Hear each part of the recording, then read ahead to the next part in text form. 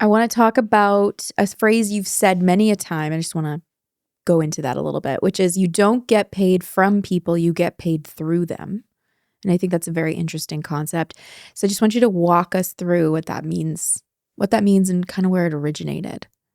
Well, I first heard it from Bob Proctor. Mm-hmm.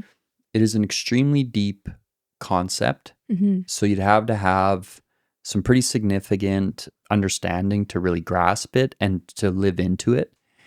So what it's saying, you don't get paid from people, you get paid through them. Mm-hmm. It's saying that every human being on the planet is a distribution center of an infinite supply of energy.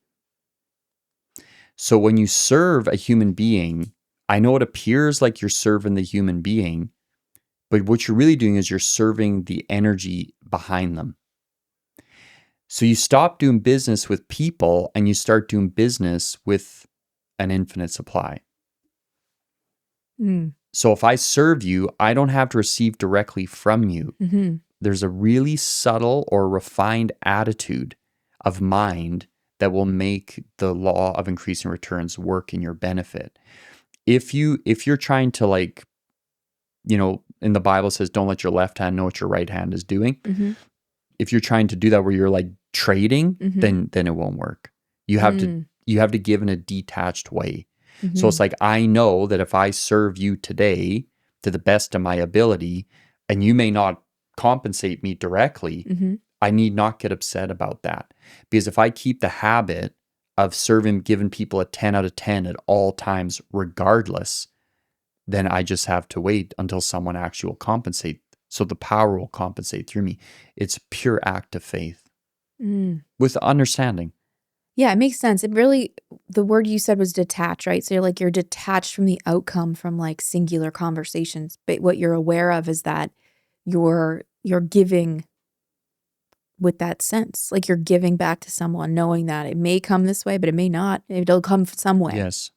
Yeah, it's coming. It's coming. It's coming. Yeah. But so you have some people that are great givers, but they're not awesome at receiving. Their dial of receiving is messed up.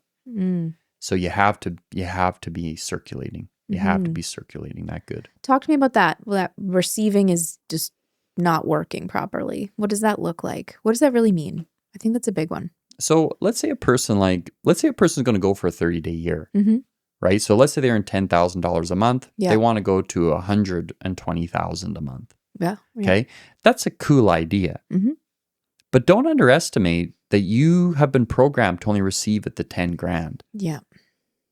Right. So you have to get comfortable. You have to get comfortable circulating 120 grand worth of service and order creation A month. Yeah. So you have to build a machine or a person and then a business that does that. Yeah. And then you have to get comfortable receiving at that level.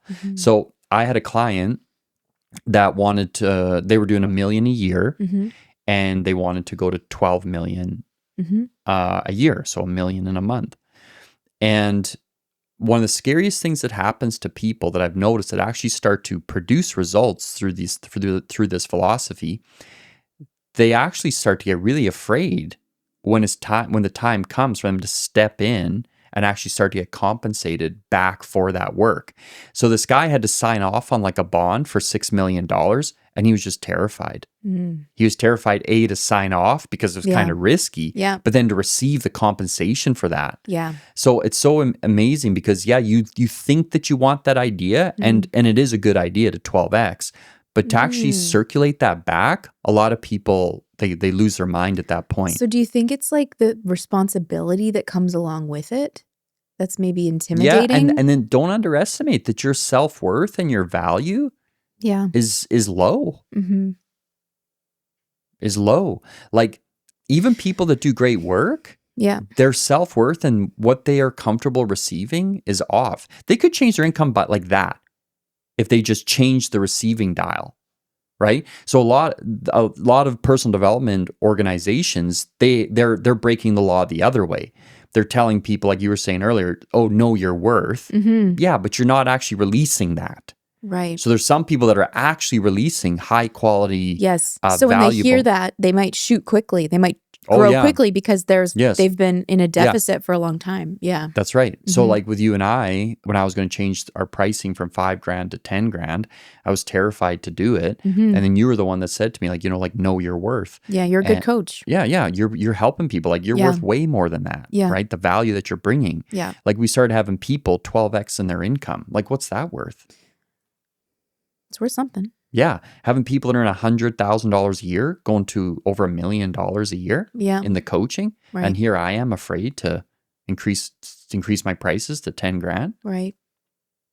That's self-worth problem. Right. Right. So once I said it, the money just boom, all the 10,000 It's like started flowing in. you're giving me like an insight, like with the self-worth picture or concept is that like basically the self-worth is kind of where your identity just hasn't caught up to your skills yet. I've seen people that are world class. Yeah. And their self-worth is not receiving the compensation that they could be. Mm-hmm. World class. Yeah.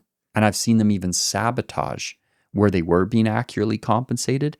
And then because of their own paradigm, their own receiving mechanism, not allowing that circulation, that they go back to the old way. Well, the World Cup is coming up. And you always send me these examples of soccer players, these young guys that get signed for multi-million-dollar contracts and just completely implode. Yeah. And like their lives just, their paradigm swallows them up. There's a business there. It's like to help those guys. Yeah, help those, like help the clubs and the team organizations manage that. Yeah. In those players. Right. Because they're good players, but their paradigm and where they come from just destroys that whole trajectory for them.